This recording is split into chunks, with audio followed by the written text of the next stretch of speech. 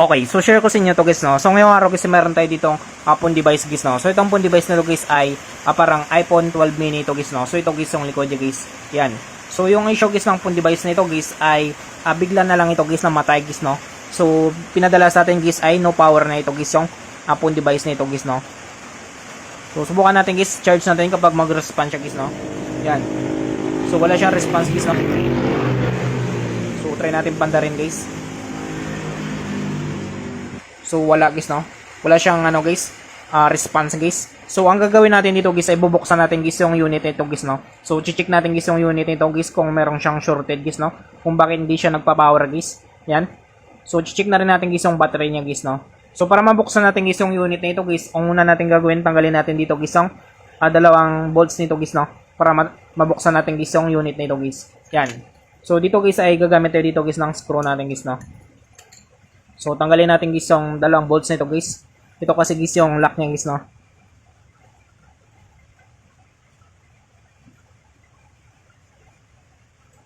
So, ayan siya guys, no. So, dating guys ay tanggalin na natin yan.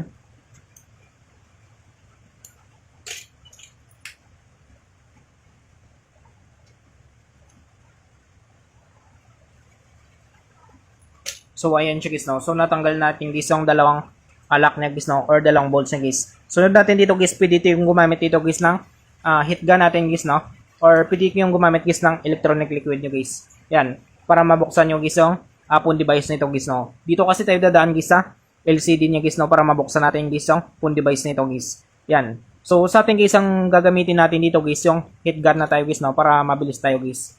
Yan. So ang gagawin natin, painitin lang natin guys yung adhesive niya guys, no, or papalambutin lang natin guys yung adhesive dito guys. Yan. So simulan natin.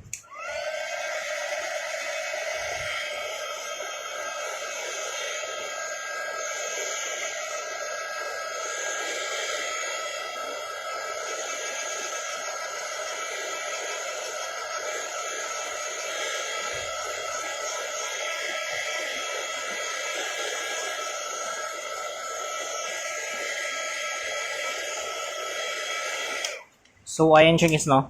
So, napainit na natin guys. So, subukan natin guys buksan guys, no. Kahit wala tayong LCD separator guys na ginagamit guys sa pangbukas dito guys sa iPhone device guys, no. So, ito pala guys, meron na rin siyang basag dito guys, no.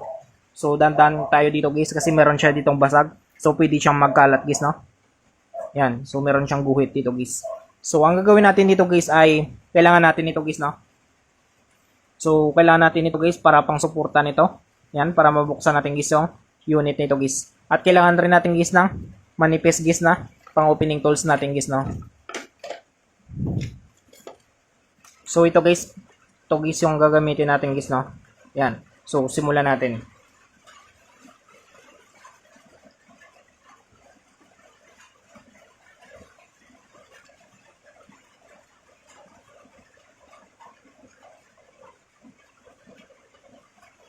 So ayan siya guys, no. So napapasok natin guys yung pang opening tools natin guys, no. So madali na lang natin siya guys napasok guys. So possible guys na nabuksan na ito guys yung unit nito guys, no. Yan. So dito guys ay gagamit rin tayo nito guys. So sa paggaano nito guys, paggamit nito guys hanggang dito lang guys, no. Para hindi ma-damage guys yung LCD guys ng iPhone device natin guys, no. Yan.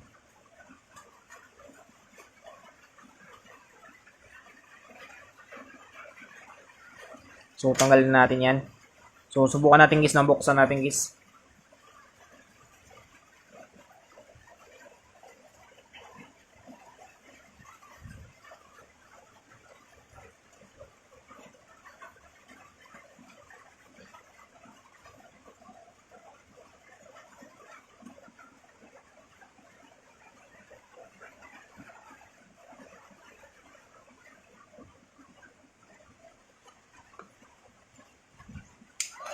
So, magdagdag tayo dito guys na heat gun natin guys, no. So, pinitan natin dito guys para mas madali guys, no.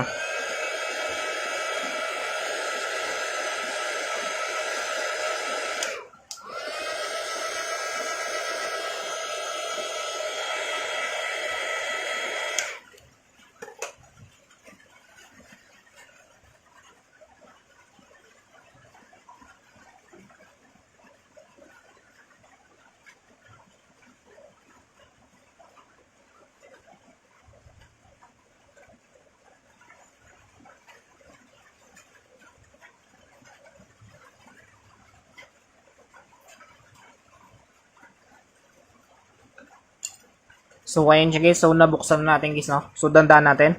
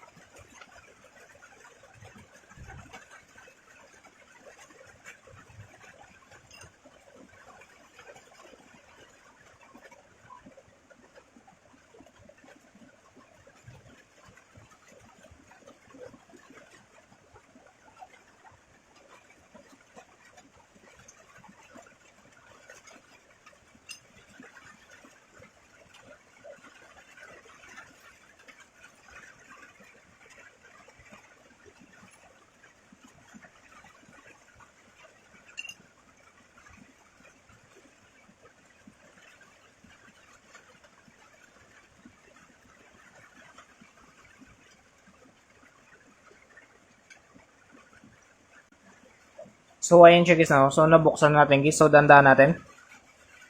Yan. So ito guys yung loob guys ng iPhone 12 mini guys, no? Yan. So ang gagawin natin dito guys ay tanggalin natin dito guys yung EPC connector guys ng battery niya guys, no?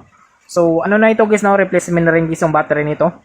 So madali na lang siya buksan guys kasi nabuksan na rin kasi ito guys. Tapos yung battery niya guys ay napalitan na ito guys. So Fly CDI guys. So magandang quality ito guys, no? Fly CDI guys. So ang gagawin natin guys ay tanggalin natin ito guys yung lock nito guys, no? Or yung metal plate nito guys.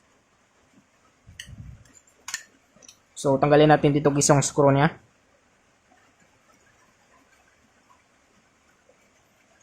So ayan siya guys, no? So tabi lang natin yan. So tanggalin natin guys yung metal plate nito. Yan. So tabi lang natin yan. Sunod natin dito guys ay tanggalin natin guys yung USB connector guys ng battery niya guys, no?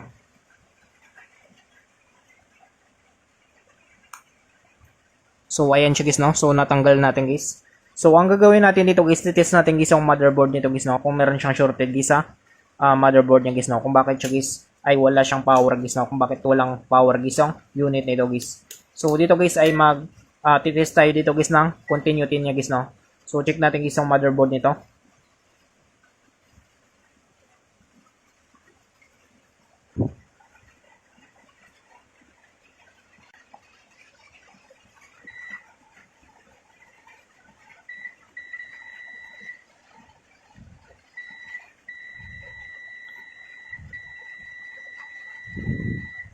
So ito guys yung ground niya guys, no? So positive sa positive, negative sa negative. So dapat guys ay tutunog ito guys, no? Yan. So makita niyo guys. So baliktarin natin guys, no? So dapat guys OL na lang ito guys. Yan. So OL siya guys, no? So ibig sabihin nito guys ay good board guys yung code device nito guys, no? Kapag OL guys yung reading niya guys. So okay naman guys, no? Positive sa positive, negative sa negative. Yan. So kapag binaliktad natin dapat di siya tutunog, dapat OL lang siya guys, no? Yan. So OL lang siya guys. Yan. So ibig sabihin nito guys ay good board guys yung motherboard niya guys, no? So maliban na lang dito guys sa battery niya. So titest natin guys yung battery nito. Subukan natin guys, no? So para matest natin guys yung battery niya, gagamit tayo dito guys ng direct current voltage guys, no? So DCB tayo guys.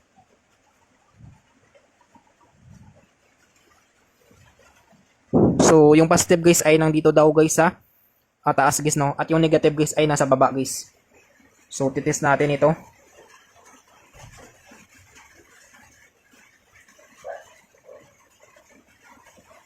So ayan siya guys, no? So wala siyang reading guys sa battery niya. Yan, so 0 siya guys, no? So ibig sabihin guys ay yung ano nito guys, so possible guys ay nasa battery guys, no? Kasi yung battery niya guys ay wala siyang reading guys, no? So ang gagawin natin dito guys ay subukan natin guys, tanggalin natin guys yung battery nito.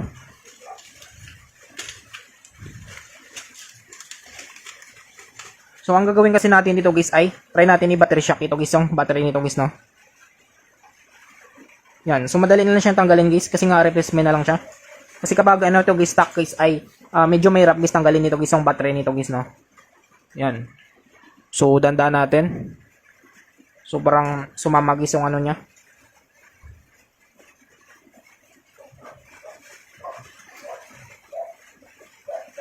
So parang sumama guys yung cover guys ng wireless nito guys, no. So dandaan tayo.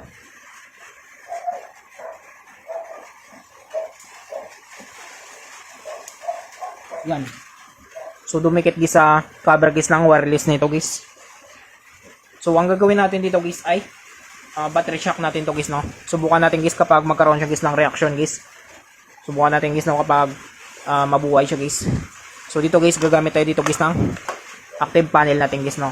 So ang gagawin kasi natin dito guys, i-activate natin guys yung battery nito guys, no. So hanapin natin guys yung terminal nito guys.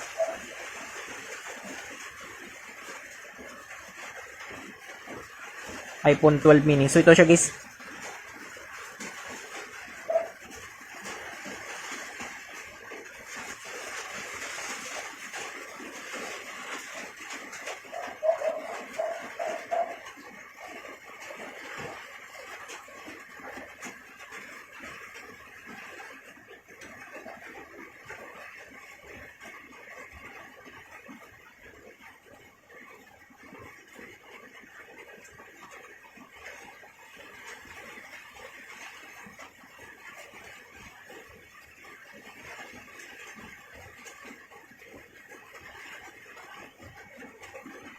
So ayan siya guys, no. So sunod natin dito guys ay salpakan natin guys ng type C guys, no.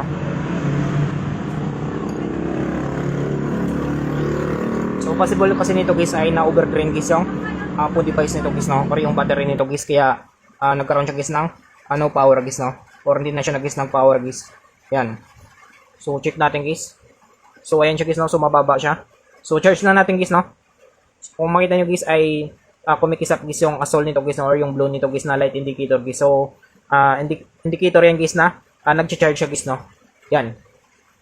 So i-charge lang natin guys, or i-battery shock natin, i-activate lang natin guys yung battery niya. Mga ilang minutes lang guys, no.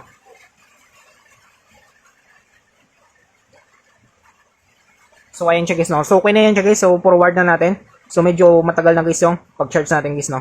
So tanggalin na natin. So subukan natin guys, no, ibalik natin guys sa unit guys yung battery nito guys. Yan.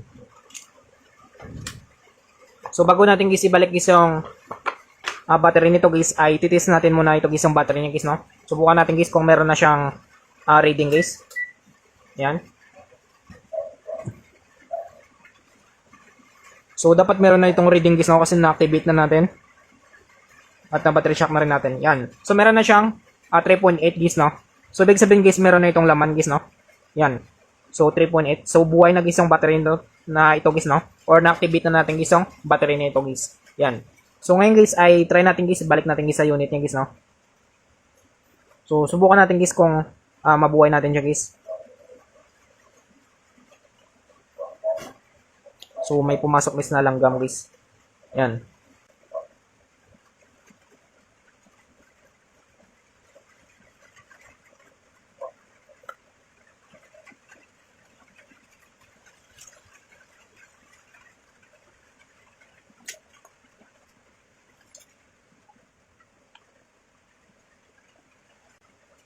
So ayan siya guys, no.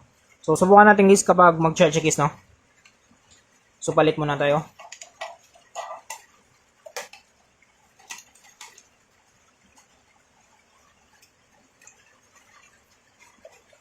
So subukan natin guys kapag mag-charge guys. So dapat mag-charge ito guys, no. Kasi kapag ito guys ay hindi mag-charge guys, so ibig sabihin guys ay may tama rin guys yung charging port nito guys, no. Yan. So wala siyang, ayun. So meron na siyang umilaw siya guys, no. Meron siyang display guys. So ang gandaan dito guys ay nabuhay natin guys, no. So yung ginalaw lang natin guys yung battery niya guys. Yan. So nagcha-charge naman siya guys, no. Yan. So nabuhay natin guys yung unit na ito guys. So medyo matagal-tagal guys yung pag-charge natin guys ng battery na ito guys, no. So meron siyang 46% guys. Yan. So kahit pa paano guys ay nabuhay natin guys yung unit na ito guys, no. So subukan natin guys kapag mag-touch pa. So patayin muna natin. Yan. So subukan natin. So ayos pa guys yung LCD niya guys, no. Yan. So napandar pa natin guys, or nabuhay pa natin guys yung phone device nito guys, no. So ito guys yung iPhone 12 mini guys. So ito guys yung likod niya guys. Yan. So kahit pa paano guys ay nabuhay natin guys yung unit nito guys. Yan. So ganun lang guys, no, kung paano natin guys malaman guys kung merong shorted guys yung motherboard guys ng phone device natin, or kung paano natin guys paandarin guys, no. Yan. So, I hope guys na makatulong sa inyo itong video tutorial natin. Sa mga bago pa lang sa ating channel guys, no? Huwag natin kalimutan guys, i-click guys ang subscribe at yung notification bell button para ma-update ko kayo guys sa susunod natin guys na video tutorial. Thank you guys and God bless sa lahat.